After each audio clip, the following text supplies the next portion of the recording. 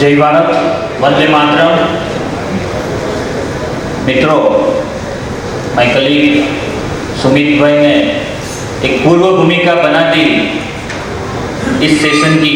मनीष भाई ने भी बात की कि पूरे जो भी हम शिक्षा के क्षेत्र में करना चाहते हैं, देश को बनाना चाहते हैं, उसमें सबसे बड़ा कोई भी पॉइंट है तो वो है पेरेंटिंग। अगर हम अपने बच्चों को अच्छी शिक्षा संस्कार दे पाएंगे तो ही समर्थ भारत का निर्माण हो पाए। और उसी के उसमें जो आज का मेरा वक्तव्य है वो पेरेंटिंग के ऊपर, and that too in a digital as.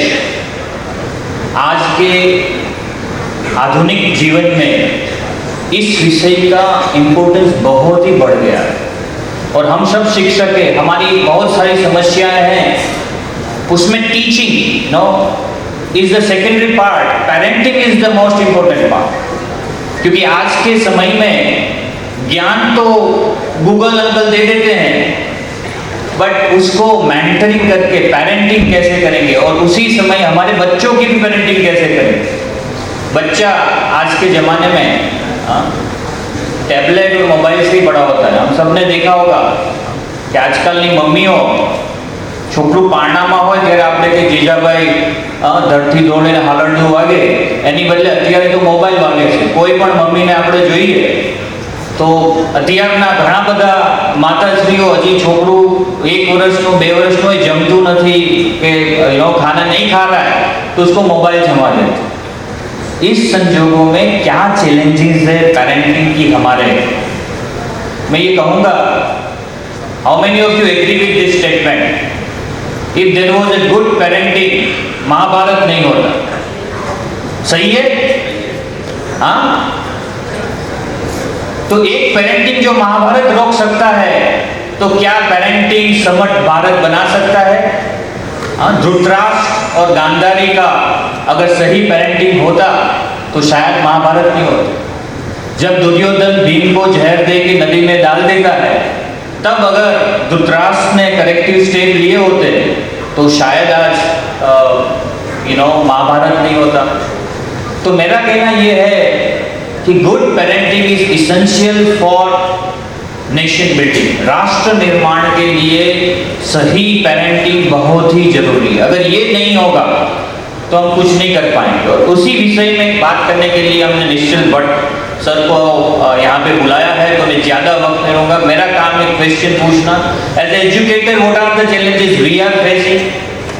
क्योंकि हमें आज हम बच्चों को, एक समय था कि जब विश्वामित्र राम और लक्ष्मण को राक्षसों से लड़ने जा रहे थे, दशरथ ने उन पे विश्वास किया। उनको भी लगा कि मेरे बच्चे लड़ पाएंगे कि नहीं, बट उन्होंने गुरु पे विश्वास किया और राम और लक्ष्मण को डेंगन से, राक्षसों से लड़ने के लिए भेजा। क्या आज हम ऐसे पेरेंट हमें मिल पाएंगे? एक समय था, गुजराती में कहावत है, सोटी वागे चमचम विद्या वे रमझम। आज हम एक ऊंची आवाज बच्चों को नहीं कह सकते। तो ऐसे कॉन्टेक्स्ट में पेरेंटिंग में क्या बदलाव है, क्या कर सकते हैं, एज ए टीचर हमारा क्या दायित्व है, तो वो हम इस सेशन में निश्चल भाई को समझने की कोशिश करेंगे। बट मैं ये जरूर कहूँगा कि एक अच्छा पेरेंटिंग हम सबको महाभारत से बचा सकता है, हमारे देश को सारी बुराइयों से बचा सकता है। और उसी विषय में आप देखिए कि जो समाज का ढांचा बदल रहा है, समाज की व्यवस्थाएं बदल रही है, वो सब पेरेंटिंग पे इम्पैक्ट कर रही है। आज दोनों वर्किंग पेरेंट्स है। पहले महिलाएं घर में रहती थी, आज सारी महिलाएं वर्क स्पेस पे है। तो work and life balance, nuclear family, joint family है ही नहीं। आप देखिए कि हम सब जब बड़े हुए या हमारे सीनियर्स बड़े हुए, तो ऐसा होता था कि बेटा ये फ्रूट आए हैं, आप दोनों बांट लेना, भाई बहन में इक्वल हिस्से करना और बांट के खाना। आज कैसे हम भी हमारे बच्चों के लिए लाते हैं, तो बेटा ये तेरा है, ये बहन का है, हाँ, दोनों अलग अलग। बांटने की बात हम अभी अपने पेरेंटिंग में सिखाते ही नहीं। तो वही बच्चा जब बड़ा होता है तो शेयरिंग केयरिंग की हम बातें करते हैं, टीचर स्कूल में पढ़ाते हैं, बट वो चलती नहीं है क्योंकि सामाजिक ढांचा बदल रहा है। तो पहले से ही अगर हम जिस तरह से हुए कि हमारी संस्कृति की जो बांटने की, केयरिंग की जो परंपरा है, वो अगर हमारे बच्चों में नहीं आएगी, तो this is the all are the challenges. Social media, कई सारी चीजें अब पहले दादाजी से आती थी, दादी जी से आती थी, अब सोशल मीडिया से आती है। कुछ भी देखना है तो बच्चा तुरंत जाए। तो इसी सब विषय में हम किस तरह से बच्चों को ठीक कर पाए, मैं अर्ज करूंगा निश्चित भाई जी से कि उसके बारे में थोड़ा हमसे बात करें। बट ये हमारे आज के चैलेंजेस है, गेमिंग एडिक्शन। आज सब आप देख रहे हैं कि पबजी ये और दीज ऑल आर हैपनिंग, और हम कितना भी मैकुलर की बोल रहे, मैकुलर को बोल रहे, बट आज तो कोई नहीं है। फिर भी ये सारी चीजें हमारी शिक्षा व्यवस्था और हमारी पेरेंटिंग का पार्ट है, क्योंकि सामाजिक ढांचा बदल रहा है और हमें समाज की सोच को भी बदलना पड़ेगा।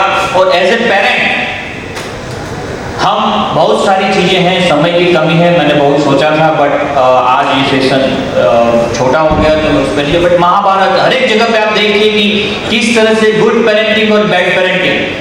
कुंती एक अर्जुन जीत के आता है, फिर भी बोलती है कि पांचों भाइयों में बांट लो। जबकि गांधारी कई सारी चीजों में गांधारी माता has given instead of A right direction, उनके बच्चों को एक गलत शिक्षा मिली, उसके कारण पूरा महाभारत हुई। तो मेरा आप सबसे ये कहना है कि कई हमारी सांस्कृतिक परंपराओं को अपनाएं, अपने घर में अपनाएं, तभी अच्छी पेरेंटिंग होगी। विदाउट लुकिंग टू अस, बच्चे जो है कहने से नहीं करेंगे, हमें करना पड़ेगा। And that is the crux of the parenting. ये सारी चैलेंजेस हम निकाल सकते हैं अगर हम फिर से हमारी जो पारंपरिक जो थी वेस्टर्नाइजेशन को नहीं अपना के भारतीयता को अपने घर के जीवन में उतारें। And there are a lot of things I can say, but what I will, the crux of the matter is हमने हमारे चीजों को धुतकारना शुरू कर दिया। जॉइंट फैमिली है, स्पिरिचुअलिटी है। The next point I am trying to make it in my this speech के ये सारी चीजें अगर हमारे घर में रहेगी तो ऑटोमेटिकली अच्छी पेरेंटिंग होगी। ये सब हमारे वेस्टर्न आइडियाज को अडॉप्ट करने में हमारे यहाँ से गए हैं। आप देखिए, this is the result of this. कोई भी न्यूज़पेपर बड़ा उठा के देख लीजिए, यू विल फाइंड कि बच्चा मार रहा है, बच्चा एडिक्ट हो गया है, students has killed someone, this all, and parent is no control. The reason I simply put it in two things. One, हमने भारतीय परंपरा में जो वर्क का अहमियत था, काम की अहमियत, और ये हमारी गुलामी से आया है। साफ मतलब जो काम नहीं करे, जो सिर्फ बैठा रहे, जो हाथ से काम करता है, वो लोअर कैटेगरी का। ये मानसिकता हर एक जगह पे हमारे समाज में आ गई।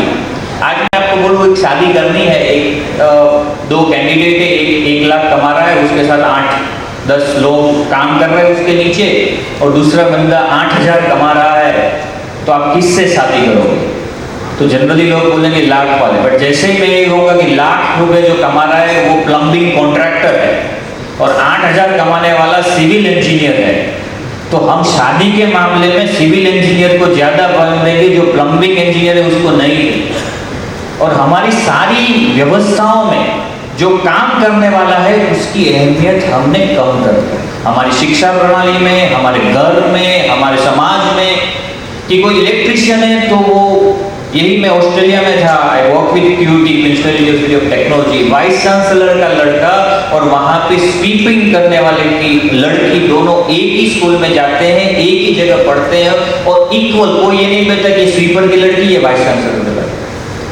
तो हमने अगर ये वर्क का इंपॉर्टेंस पहले से ही हमारे बच्चों में, हम वर्क का इंपॉर्टेंस नहीं डाल रहे हैं, वर्क की इंपॉर्टेंस नहीं दिखाते हैं कि काम का प्राधान्य है, नहीं कि किसी और चीज। And that is where entire our problems. If you the day I was in Denmark में 4 साल का गार्डनिंग का कोर्स चलता है, बंगले की गार्डनिंग, और वो कोर्स करने वाले को जो कमाता है वो शायद यूनिवर्सिटी प्रोफेसर से ज्यादा कमाता है। बट आज हम में से कितने लोग शुरू होंगे कि आईटीआई में तो कहीं उसको नहीं मिला, कोई आईटीआई करा। हम में से कितने लोग जो है कोई आईटीआई वर्कर के साथ अपने बेटे या बेटी की शादी करेंगे और कितने लोग इंजीनियर के साथ करेंगे। तो ये जो वर्क की इंपॉर्टेंस हमारी पूरी कुटुंब में से निकल गई, काम नहीं करना, जो कोई भी काम। और आप भी देखिए अपने बच्चों को, जहाँ जहाँ पेरेंटिंग के प्रॉब्लम है वहाँ पे स्पून फीडिंग हुई है, वहाँ पे सब कुछ उनको तैयार मिला है। हमारे जो शिक्षा प्रणाली में गुरुकुल में जाके उसको गुरु के घर पे झाड़ू भी लगाना था, लकड़ियाँ भी लानी थी। Same thing if we will implement in our home, as well as in our teaching aspects, we can see the drastic changes on that. The another point, this is the where Macaulay has hit it more. शिक्षा का मूल अर्थ ही है कि light की ओर ले जाना, ऊर्ध्वगमन और मनुष्य को देवता बनाना, मनुष्य को मनुष्य से आगे ले जाना, वही शिक्षा का महत्व था।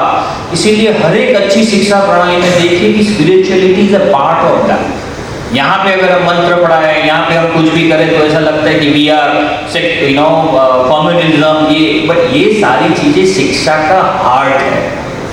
अगर आपने स्पिरिचुअलिटी निकाल दिया, कोई भी और रिलीजन में देखिए, whether Christianity, Islam, everywhere in their teaching their God and spirituality is there. Why not in us? हमने स्पिरिचुअलिटी को निकाल दिया अपनी शिक्षा से। टीका करना है तो वो गलत है, बट जब वो वेस्टर्न वर्ल्ड में है कि इससे आग ना चक्रा, इससे ये होगा तो हम मानेंगे। तो हमारी जो स्पिरिचुअलिटी को हमने हमारी शिक्षा प्रणाली से डिटेच कर दिया। That is where we have made an in parenting also. घर, जिस घर में दिया जलता है, भगवान की पूजा होती है, उसको वापस अच्छा होने का पूरा, और जो बच्चा वो देखता है, that is where you will find that good parenting spirituality. अगर स्पिरिचुअलिटी आपके घर में नहीं है, आपके पेरेंट्स में नहीं है, तो बच्चों में नहीं आएगी, और उसको वही जो स्ट्रेस है, जो लाइफ के प्रॉब्लम है, कंपटीशन है, उसको बचाता कौन है? स्पिरिचुअलिटी। वो चली गई है, इसलिए ड्रग्स है, अल्कोहल है, एक्सटर्नल एडिक्शन है, ये सारी चीजें बिकॉज पेरेंटिंग में से हमने स्पिरिचुअलिटी निकाली। हम बोलते हैं मंदिर जाता है, पूजा करता है, ये तो बहुत पुराना है, इज नॉट मॉडर्न। मॉडर्न की डेफिनेशन वेस्टर्न डेफिनेशन हमने कर दी है, but that is where I said that there are lot of potential in our youth. And when I say this, I am not saying it just for saying. Like say for in our P.P. Sawan University, when I joined, I said I don't want to. Our first convocation. This is our first convocation. ना काले टोपी है, ना ये है, हवन हो रहा है। 550 बच्चे मेरे हवन करके।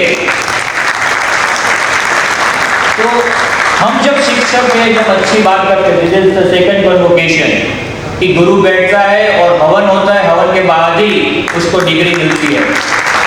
तो हम सबको बातें करते हैं, बट कहीं ना कहीं धीरे धीरे ये सारी चीजें इम्प्लीमेंट करनी होगी। और कई बार मैं कहता हूँ, सारी दुनिया घुमाऊं, यहाँ बैठ के कहते भारतीय संस्कृति, विश्व गुरु हम महान है, जय बोलाते हैं। We go to the Munich science museum, जहाँ पे रोज 10 लाख लोग आते हैं। गो टू लंदन की साइंस म्यूजियम, कहाँ है हमारी ये सारी चीजें? विश्व को पता ही नहीं है। क्यों? क्योंकि हमें उसके ऊपर प्राउड नहीं।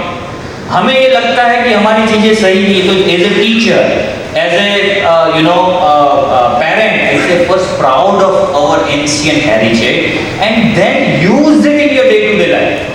कहने से कुछ नहीं होगा।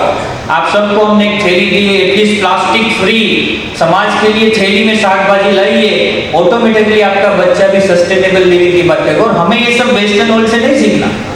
हम तो पहले से ही प्रकृति के साथ जुड़ी हुई संस्कृति है। हम तो पहले से ही हमारे हर एक देवी देवता का वहाँ जो एनिमल है उसको हम रिस्पेक्ट देते हैं, सारी चीजों को दे। तो इन सब चीजों को हमारी लाइफ में जब हम प्रैक्टिस करेंगे तो ऑटोमेटिकली अच्छी पेरेंटिंग होगी। और मेरे को आज की यूनिवर्सिटी में बहुत ही वो है, क्योंकि आप देखिए कि हर एक फेस्टिवल हर एक यूनिवर्सिटी में पूरे भाव से मनाया जाता है। हाँ, उसमें डीजे में गलत गाने नहीं बने, वो सिखाने का हमारा काम है एज ए पेरेंट कि कौन से गाने बने चाहिए। उसके लिए मैं ये कहूँगा कि हमारा एक मटेरियल, हमारी सारी चीजें इनको अवेलेबल कैसे हो। तो नेक्स्ट मेरे रिक्वेस्ट नंबर प्रश्न ये भी है कि मैं वैदिक मैथमेटिक्स इंजीनियरिंग में पढ़ाना चाहता हूँ, कहाँ है material?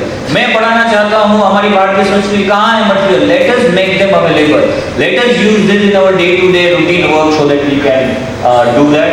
And last point I will talk about the NEP and parenting. Only option to all of us is that we need to make aware, because इतने सारे चेंज हो रहे। वैसे ही अभी ये सिस्टम को हम नहीं समझ पाए हैं, तो आप क्रेडिट बेस्ड सिस्टम कहेंगे, बोलेंगे कि एक साल आप credit based academic bank of credit होगी, आप 6 महीने पढ़िए, सर्टिफिकेट जमा कराइए, वापिस आइए, आपको डिग्री मिलेगी। हमारा देश अभी इसके लिए तैयार करना है। तो हम सबको पेरेंट्स को अवेयर करना पड़ेगा कि दैट इज ऑल्सो पॉसिबल। आपका बच्चा स्पोर्ट्स करना चाहते अभी 2 साल उसको स्पोर्ट्स करने दो, still he can get in a main degree, still he will be able to get the degrees of that. अच्छा साइंस के साथ आर्ट्स चल सकता है, अभी भी हमारे पेरेंट्स के दिमाग में यही बोलो ये दोनों कैसे होगा। हमें ये देखना है कि इस चक्कर में हम ऐसा कोई हाइब्रिड वर्जन नहीं बनाए जो किसी काम का नहीं। तो इसीलिए हमें पेरेंट्स को मैक्सिमम अवेयरनेस ये न्यू एजुकेशन पॉलिसी के बेनिफिट की देनी कि ये सारी चीज़ों से इस तरह से अगेन एंड सही कि हम कुछ भी कह ले, बट अगर आपका कोई भी शिक्षा है जो उसको इस जगत के लिए प्रिपेयर करेगा वोकेशनल एजुकेशन की, जिससे उसकी अर्निंग आजीविका हो पाएगी, तो ही वो उसको अडॉप्ट करेगा। हम कहते हैं इंग्लिश इंग्लिश सब कहते हैं, क्योंकि इंग्लिश उसको जॉब देता है। जब तक साइंटिफिक माइंडसेट सभी समाज का नहीं चेंज होगा। आज की तारीख में बोलो जितने संचालक यहाँ पे बैठे हैं, जब इंटरव्यू आता है जो इंग्लिश अच्छी बोलता है वही कैंडिडेट सिलेक्ट होता है। तो ये कहने की बात है मातृभाषा। अगर हमें मातृभाषा को करना है तो मातृभाषा में बोलने वाले लोगों को भी उनके मुकाबले अच्छा आजीविका के लिए उस तरह की व्यवस्थाएं हमें बनानी पड़ेगी, otherwise it will not possible to change the mindset. इस डायरेक्शन में काम हो रहा है और हमें करना पड़ेगा, हमारी सोच बदलनी पड़ेगी। बट एनईपी के कॉन्टेक्स्ट में जरूर कहूंगा कि ये बहुत बड़ा डॉक्यूमेंट है, पहले हम समझे और फिर पेरेंट को वहाँ कैसे वो समझाए, वो बहुत ही जरूरी है। ज़्यादा समय नहीं लूँगा क्योंकि we would like to listen the expert doctor Nishchal Bhatt that how to do parenting in this kind of a challenging environment. Thank you, जय भारत।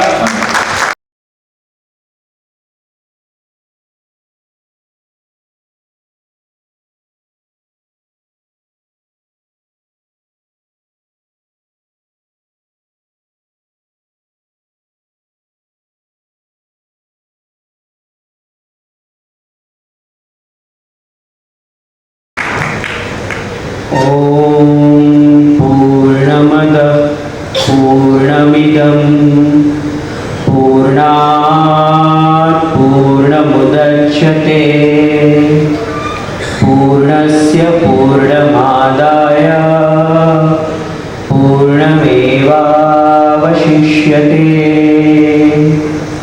ॐ शान्तिः शान्तिः शांति।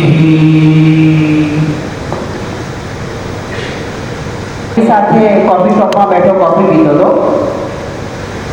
અચાનક મેં જોયું કે એક છોકરી એકદમ ઉછળવા કૂદવા માંડી એની જગ્યા ઉપર. ખ્યાલ ના આવ્યો કે આ કેમ અચાનક આવું કરવા માંડી.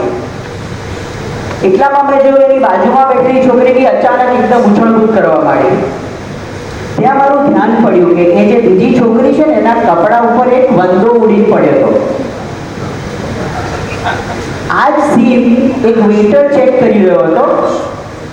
એ ધીરેથી એ જે છોકરીના કપડા ઉપર વંદો હતો ત્યાં નજીક જાય છે, વંદાની મૂવમેન્ટ જોવે છે, એને પકડીને બારીની બહાર ફેંકી દે છે. જોતા જોતા વિચાર આવ્યો કે આ બે છોકરીઓ જે ઉછળકૂદ કરતી હતી એના માટે વંદો જવાબદાર હતો. કેટલા માને છે વંદો જવાબદાર હતો? કોઈ નહીં. જો વંદો જવાબદાર હોય તો પેલો વેઇટર બી એવું જ કરવું જોઈએ ને. તો 4 રસ્તા પર ટ્રાફિક જામ થાય તો આપણે કેમ ટેન્શનમાં આવી જઈએ છીએ, આપણે કેમ સ્ટ્રેસમાં આવી જઈએ છીએ. 4 દિવસ આ પ્રોગ્રામમાં આવવાનું હતું, પ્લાનિંગ કરવાનું હતું, ત્યારે કેટલું બધું ટેન્શન હતું.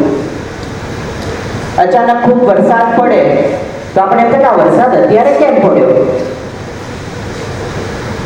આપણી પાસે સમય ઘણો ઓછો છે, કદાચ વેલી 10-15 મિનિટ જ છે. પહેલી 5 મિનિટ જીવન માટેની 3 અગત્યની વસ્તુની ચર્ચા કરીશું અને પછી 10 મિનિટ હું માનું છું ત્યાં સુધી પ્રેઝન્ટેશનને બદલે થોડું ક્વેશ્ચન આન્સર કરીશું, જેથી આપણે ઇમ્પોર્ટન્ટ જે ટોપિક છે એના ઉપર ચર્ચા કરી શકીએ.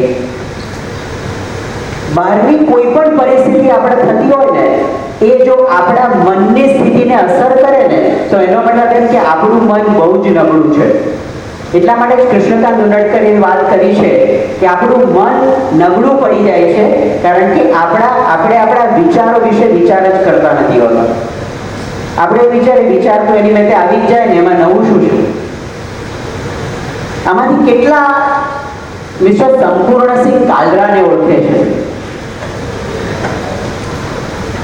બીજા કોઈને ખ્યાલ છે? મિસ્ટર સંપૂર્ણસિંહ કાલરા,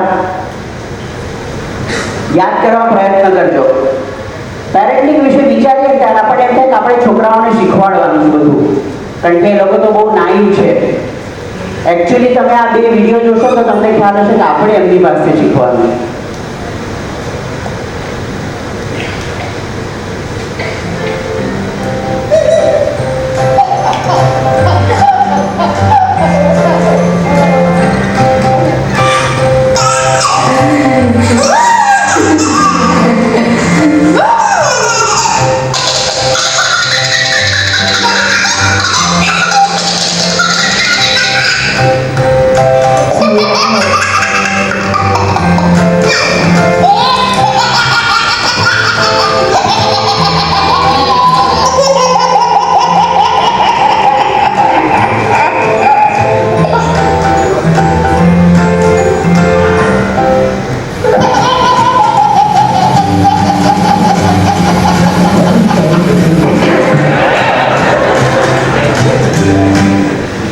ઘણા તો એવા છે જે આ જોઈને નથી બેસી શકતા,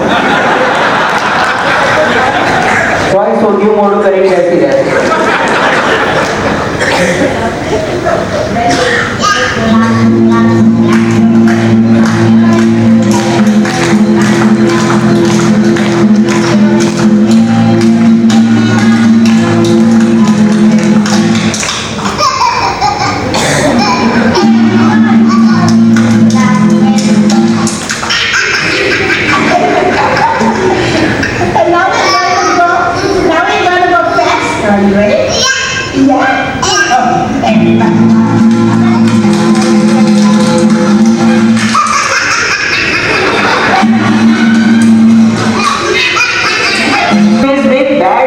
improper, very low profile parenting, अगर हम उसको पावरफुल कर देते हैं, everything will fall in its place. गुलजार साहब कहते हैं, जब मैं छोटा था शायद दुनिया बहुत बड़ी हुआ करती थी. मुझे याद है मेरे घर से स्कूल तक का वो रास्ता, क्या क्या नहीं था वहाँ. चाट के ठेले, जलेबी की दुकान, बर्फ के गोले, सब कुछ. अब वहाँ मोबाइल शॉप है, वीडियो पार्लर है, फिर भी सब सुना सुना है. शायद अब दुनिया सिमट रही है. जब मैं छोटा था शायद शामें बहुत लंबी हुआ करती थी. मैं अपने हाथ में पतंग की डोर पकड़े घंटों उड़ा करता था. वो लंबी साइकिल की रेस, वो बचपन के खेल, वो हर शाम थक के चूर हो जाना. अब शाम नहीं होती, दिन ढलता है और सीधी रात हो जाती है. शायद वक्त सिमट रहा है. जब मैं छोटा था शायद दोस्ती बहुत गहरी हुआ करती थी. दिन भर वो हुजूम बनाकर खेलना, वो दोस्तों के घर का खाना, वो अपने प्यार की बातें, वो साथ रोना. अब भी मेरे कई दोस्त हैं पर दोस्ती जाने कहाँ है. अब भी ट्रैफिक सिग्नल पर मिलते हैं, हाय हो जाती है और अपने अपने रास्ते चल देते हैं. होली, दिवाली, जन्मदिन, ईद, नए साल पर बस SMS आ जाते हैं. शायद रिश्ते बदल रहे हैं. जब मैं छोटा था तब खेल भी अजीब हुआ करते थे. छप्पन छुपाई, लंगड़ी टांग, पोषण पाठ, टिम्पी टाप. अब इंटरनेट, ऑफिस और हॉस्पिटल से फुर्सत ही नहीं मिलती. शायद जिंदगी बदल रही है. जिंदगी का सबसे बड़ा सच यही है जो अक्सर कब्रिस्तान के बाहर लिखा होता है. मंजिल तो यही थी, बस जिंदगी गुजर गई मेरी यहाँ आते आते. जिंदगी का लम्हा बहुत छोटा सा है, कल की कोई बुनियाद नहीं है और आने वाला कल सिर्फ सपने में ही है. अब बच गए इस पल में, तमन्नाओं सी भरी जिंदगी में हम सिर्फ भाग रहे हैं. कुछ रफ्तार धीमी करो और जिंदगी को जियो, खूब जियो. First principle is to slow down in the life. अगर हम अपना काम जो है उसको थोड़ा सा फोकस होके वहां होके करेंगे तो हमें पता चलेगा कि फास्ट हो रहा है. आप में से सुबह ब्रश कौन करता है? हाथ ऊपर करो प्लीज. सब मत बोलना, अपना करना है. हम लोग या तो राइट हैंड से या लेफ्ट हैंड से ब्रश करते हैं ना. कल एक चेंज करना, जो राइट से करते हैं वो लेफ्ट से करना शुरू करना और जो लेफ्ट से करता है वो राइट से चल करना शुरू करना. देखना, बिकॉज ब्रश करते समय हम ब्रश करने में नहीं होते हैं. कल कुछ हुआ वो सोच रहे हैं या आज क्या करना है उसकी चिंता कर रहे हैं. जैसे आप अपना हाथ चेंज करोगे आपका सेरिबेलम काम पे आने लगेगा.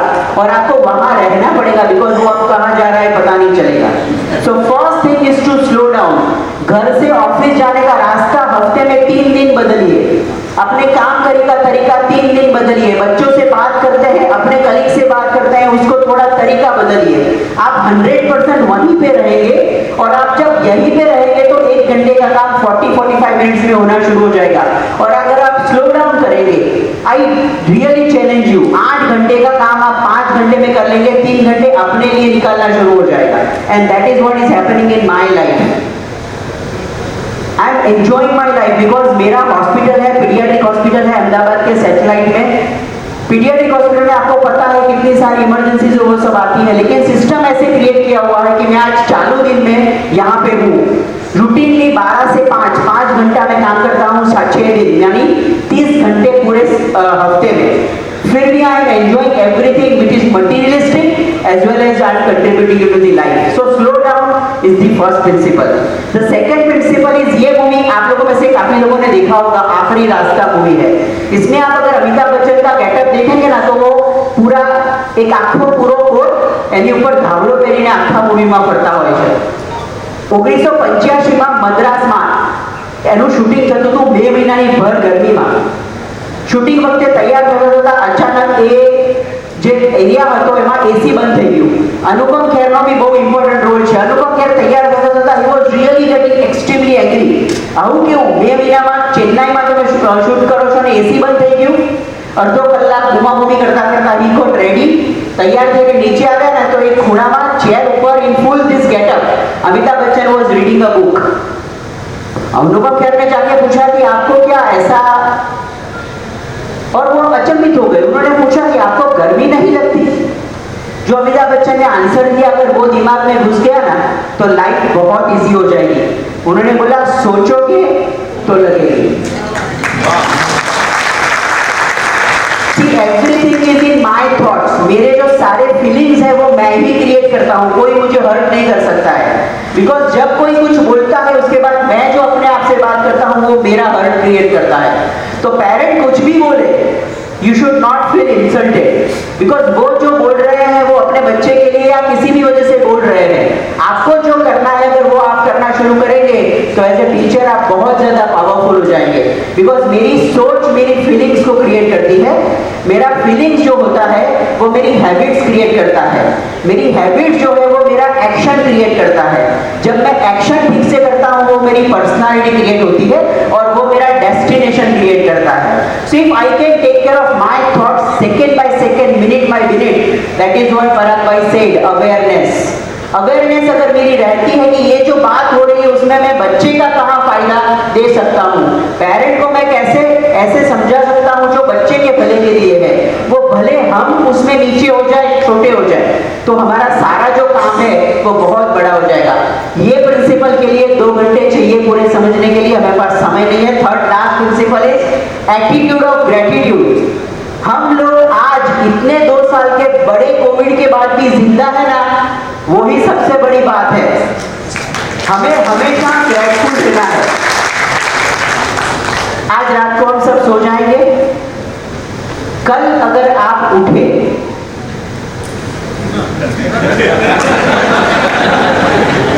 पूरे वर्ल्ड में रोज 10 लाख लोग जो सोते हैं वो सुबह उठते नहीं है।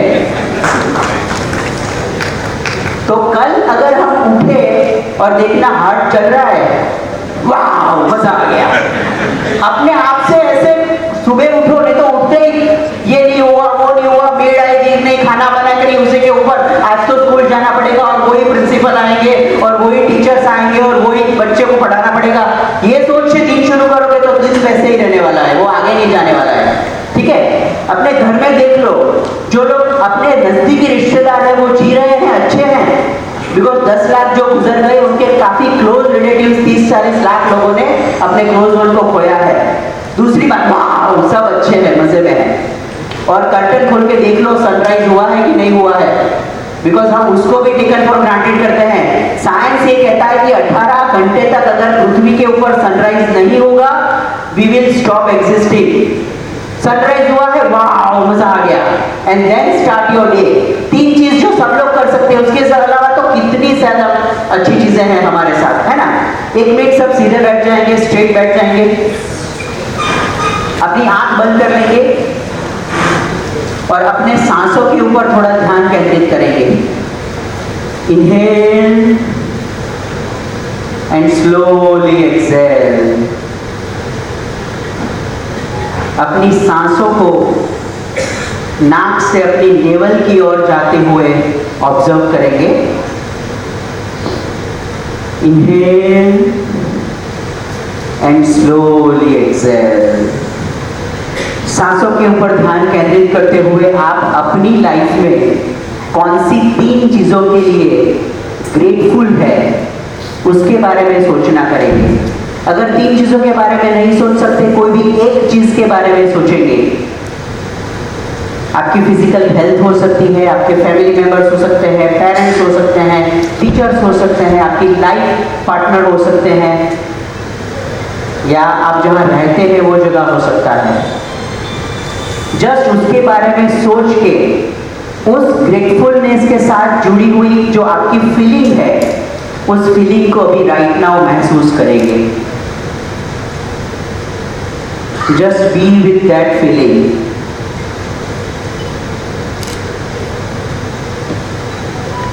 पर ध्यान केंद्रित करेंगे। Inhale and slowly exhale.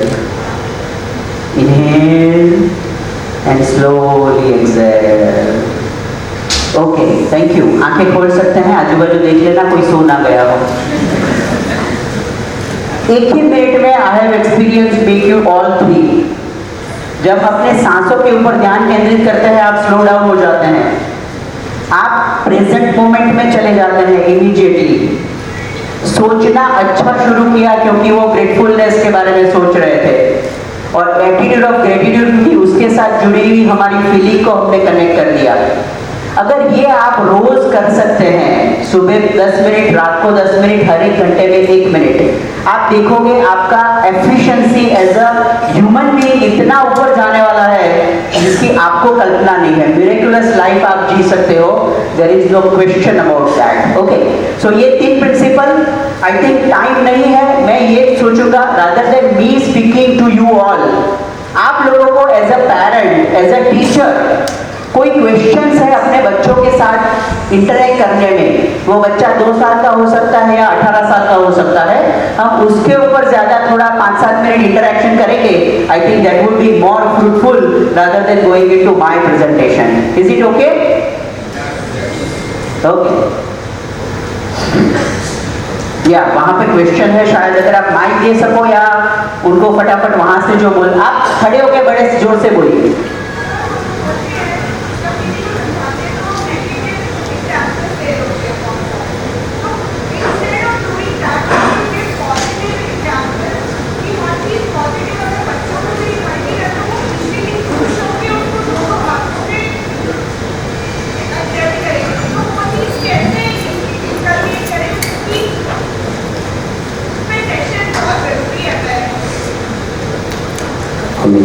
सही बात है, हम लोग नेगेटिव पेरेंटिंग करते हैं ज्यादातर, बच्चे को ये मत करो, ये मत करो, ये मत करो, ये मत करो कहते रहते हैं, लेकिन क्या करना है वो नहीं बताते, बच्चा कंफ्यूज हो जाता है।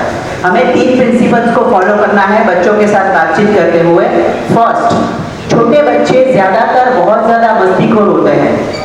2 से 10 साल के जो बच्चे होते हैं वो ऐसी मस्ती करते रहते हैं जो हमें फ्रस्ट्रेट करता है, तो हम उसको कंटिन्यूअसली, वो कुछ करता है मत करो, वो कुछ करता है मत करो, वो कुछ करता है मत करो। अब उसमें क्या होता है कि उसको अटेंशन मिलना शुरू हो जाता है, तो वो आपके साथ टेबल टेनिस खेलता है, वो कुछ करे आप मना करो, वो कुछ करे आप मना करो, ऐसे गेम होता है। वो शाम तक फ्रेश है और आप डाउन हो जाते हो, ये क्या चल रहा है। फर्स्ट प्रिंसिपल है कि बच्चे की ऐसी बिहेवियर जो उसको या दूसरे किसी को हार्मफुल नहीं है उसको इग्नोर करना शुरू करो, उसके ऊपर ध्यान नहीं देना है। थोड़ी देर करेगा, उसके ऊपर ध्यान नहीं जाएगा, वो अपने आप वो चीज को छोड़ के आपके पास आ जाएगा। That is first principle.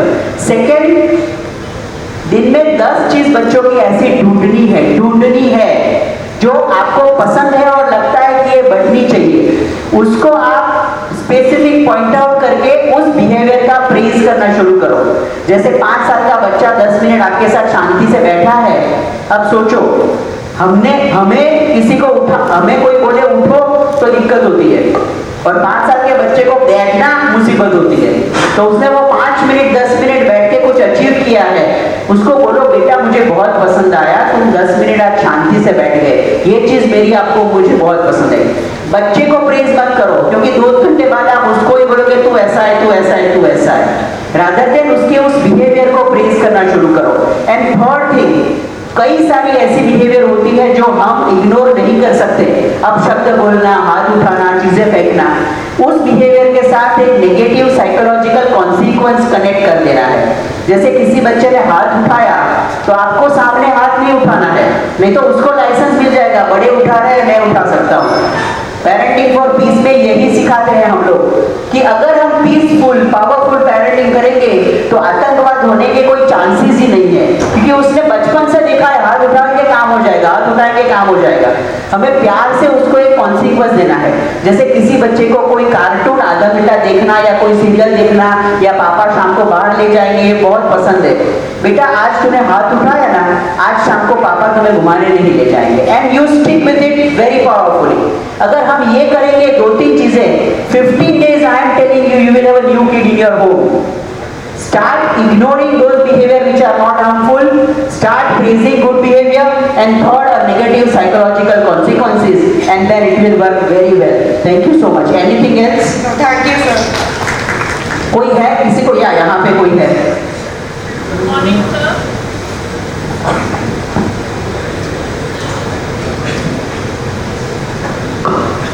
Ji Good morning, sir. I'm Mona Kirti from SBR Maheshwari Vidyapeeth. I deal with elder children like classes 12, 11 and 12. What I have found from parents, वो आते हैं जब PTM पे, तो हम उनको बच्चे की कमियों को पॉजिटिवली प्रेजेंट करना चाहते हैं, ये कर सकता है ये, और थोड़ा इसको कंसिडर मॉनिटर कीजिए, इसको थोड़ा देखिए, अभी बच्चा ही है, और मम्मी पापा की तरफ से आता है मैम कुछ नहीं सुनता, बिल्कुल एकदम सुनता ही नहीं है, एकदम बेकार है, बिल्कुल नहीं बात मानता, तो how can we deal with such parents? Absolutely. देखिए अगर मैं कुछ बात करूंगा ना तो लोगों के पल्ले नहीं पड़ेगा, लेकिन ऑक्सफोर्ड यूनिवर्सिटी में एक रिसर्च हुआ था और वहां से बात करेंगे ना तो उनके दिमाग में सीधा घुसना शुरू हो जाएगा।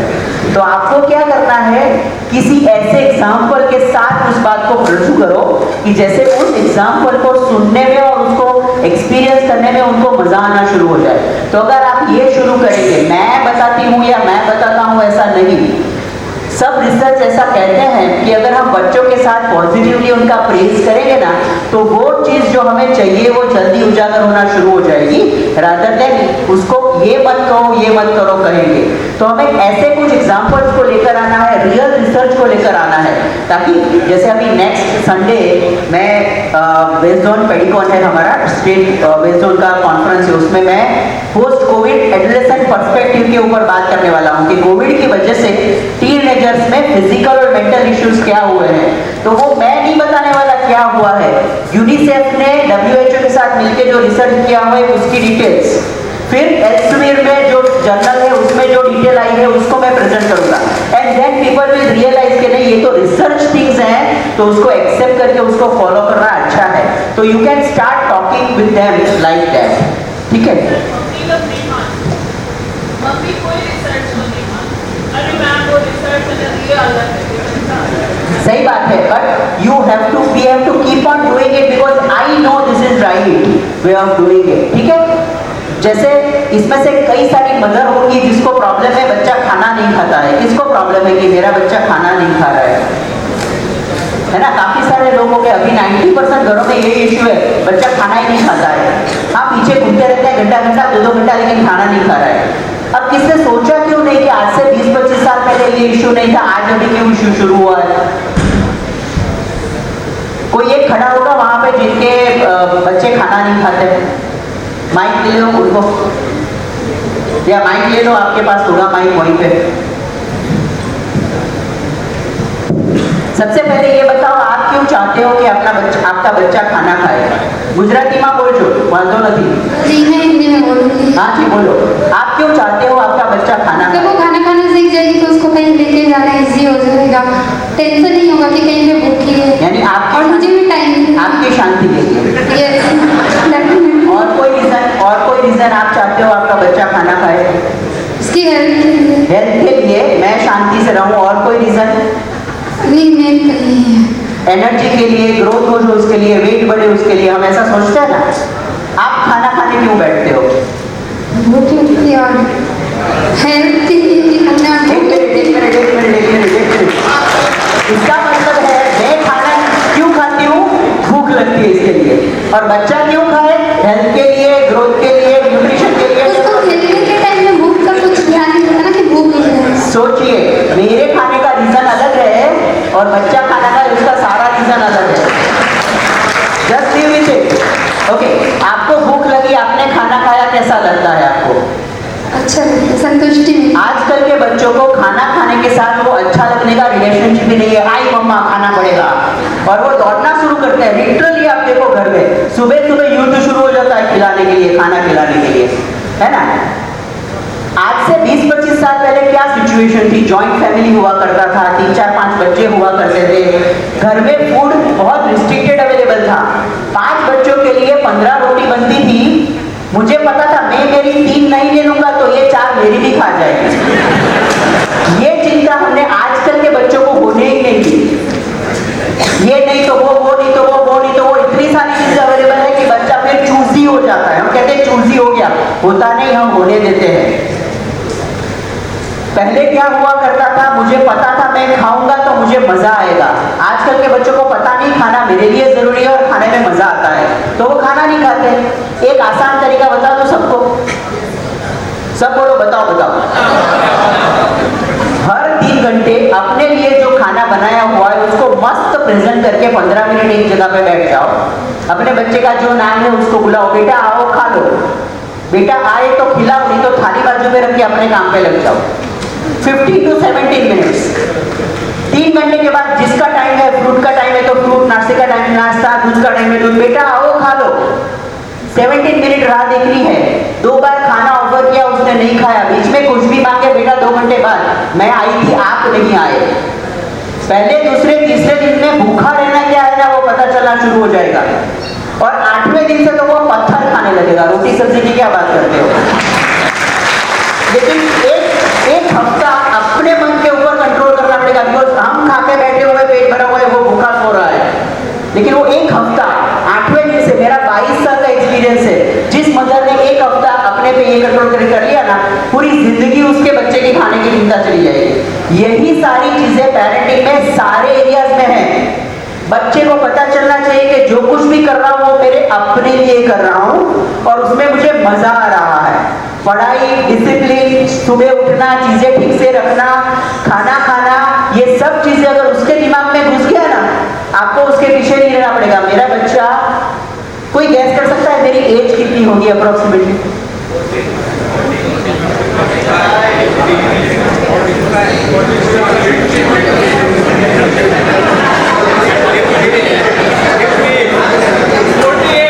48। चलो, सबने मेरी उम्र काफी कम बताई है, थैंक यू। 51 खत्म करके 52 चल रहा है अभी। मेरा 22 साल का लड़का है जो 3rd MBBS में NHL में पढ़ रहा है अभी, और उसको वो 6th स्टैंडर्ड में था, उसने डिसाइड किया था कि मुझे MBBS करना है। मैंने बोल दिया था बेटा पैसे है फिर भी डोनेशन नहीं मिलने वाला है, नीट में मार्क्स आएगा, आपको एडमिशन मिलेगा तो ही MBBS में जाओगे, नहीं तो नहीं जाओगे। उसको जाना था, पता था मेहनत करनी है, मुझे कभी उसको रात को उठाना नहीं पड़ा, वो खुद उठ के पढ़ना शुरू करता था। बचपन से उसको पता था कि जब तक मैं 18 साल का नहीं होऊंगा 2 व्हीलर नहीं मिलने वाला है। उसने कभी नहीं मांगा मेरा, और 18 साल और 1 दिन मैंने खुद 2 व्हीलर सिखाया और 1 हफ्ते में उसको लाइसेंस दिलवा दिया, बेटा बुलेट चलाओ। जब तक उसकी नींद खत्म नहीं हुई थी तब तक उसको स्मार्टफोन नहीं दिया था। पेरेंट्स हम पीयर प्रेशर में आ जाते हैं बच्चों को स्मार्टफोन देने के लिए। बच्चा नहीं पीयर प्रेशर में आता, वो होता है लेकिन उसके समझ में नहीं है कि स्मार्टफोन क्या है। तो हम उसको 11-12 साल में बर्थडे गिफ्ट दे देते हैं, स्मार्टफोन से खेलो, और फिर जब 15 साल का पूरी रात स्मार्टफोन पे बिगाता है तो रोना शुरू कर देते हैं कि स्मार्टफोन पे क्यों इतना टाइम बिगाड़ रहा है। तो 17 इयर्स तक उसको पता था कि जब तक मेरी नीड नहीं होगी मुझे स्मार्टफोन नहीं मिलने वाला है। तो we have to create a rule. Spirituality की बात करी थी, that is the important thing. जो घर साथ में खाएगा, जो घर साथ में प्रार्थना करेगा, जो अगर साथ में खेलेगा वो हमेशा साथ में रहने वाला है। हम लोग सोचते हैं बच्चा हमारा सुनता नहीं है, सुनता नहीं है, सुनता नहीं है। उसको सुनाने की कोई जरूरत नहीं है। आप जीना शुरू करो, वो देख के जीना शुरू कर देगा। मुझे सीट बेल्ट पहन के पहले गाड़ी शुरू करनी पड़ेगी तो वो सीट बेल्ट पहनेगा। मैं टू व्हीलर पे अपने हेलमेट को पहन के निकलूंगा तो ही वो हमेशा सीट बेल्ट पहन के निकलेगा। So we have to become a role model as a teacher, we have to become role model as a parent, we have to become role model as a citizen. बच्चे किसी भी field star को role model नहीं मानने चाहिए, अपने father mother को, अपने टीचर को रोल मॉडल माने। एंड वही चीज है जो हमेशा अच्छे से काम करती है। तो हमें लव, लिमिट, लैटिट्यूड से काम करना है। और the most important thing is बच्चों में, टीनेजर्स में कम्युनिकेशन का इश्यूज बहुत होता है। सबसे ज्यादा जरूरी है as a parent and as a teacher to start listening properly. हम सुनते नहीं है, टीचर की तरह बोलना हमेशा शुरू कर देते हैं तुरंत। नॉन जजमेंटल, एम्पैथेटिक, सिर्फ लिसनिंग। 80% टीनेजर्स अपने काम खुद सिर्फ आप सुन लोगे ना कर लेंगे, उनको आपकी सलाह की जरूरत नहीं होती है ज्यादातर। तो हमें उसकी चीज को बहुत ज्यादा प्यार से हैंडल करना है। Sir, good morning. One question, please. May I, sir? Here. जी जी जी। I am from Swaminarayan Academy, Surat. Sir, we are facing a problem with adolescent children because up to standard 5th or 6th, children they are listening to the teachers very well and parents also.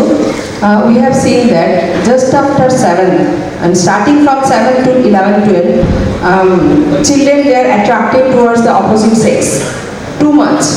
So we know that this is due to adolescence, but can we restrict them?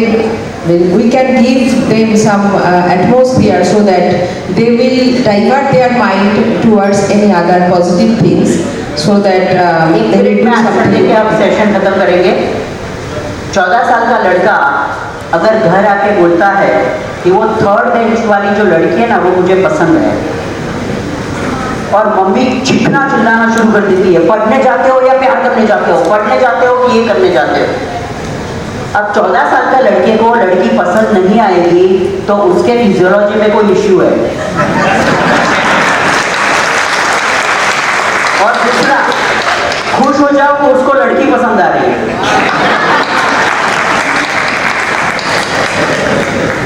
उसके साथ उस time प्यार से बात करनी है, बेटा मैं समझ सकता हूँ इस उम्र में यही होता है, ये नहीं होगा तो लाइफ कैसे आगे जाएगी। बट एक चीज समझिए, अभी का जो आपका उम्र है उसमें आप सही गलत का डिसाइड नहीं कर पाते हो। आप एक ग्रुप बनाओ जिसमें वो लड़की भी हो, उसके साथ आप सब प्रयोग करो, आप उसके साथ सारी जो आउटिंग में जाना है वो पूरे ग्रुप के साथ जाओ। अगर आपको वो पसंद है, कल उसको कोई और पसंद आएगी तो आपकी लाइफ का क्या होगा। अगर आप उससे प्यार से उसके टीम में होके बात करेंगे ना तो उसको रियल प्रेम होगा और शादी करनी होगी तो वो आपको बताएगा, नहीं तो क्या करेगा, भाग के शादी करेगा, आपको पता भी नहीं चलेगा। सो हमें क्या करना है, उनको शांति से सुनना है। अगर हम सुनना शुरू करेंगे, को एजुकेशन इसीलिए है कि एक दूसरे के साथ वो एक्सप्लोर करें एक दूसरे को। हमें उनको गुड टच, बैड टच सिखाना है, उनको सेफ सेक्स सिखाना है। हमें ये सारी चीजें as a parent even at the age of 8-9, अभी आप देखो फिजिकल डेवलपमेंट 9 ईयर्स की उम्र में शुरू हो जाता है। 12-13 साल की लड़की 18 साल की लड़कियां जैसी दिखनी शुरू हो गई है।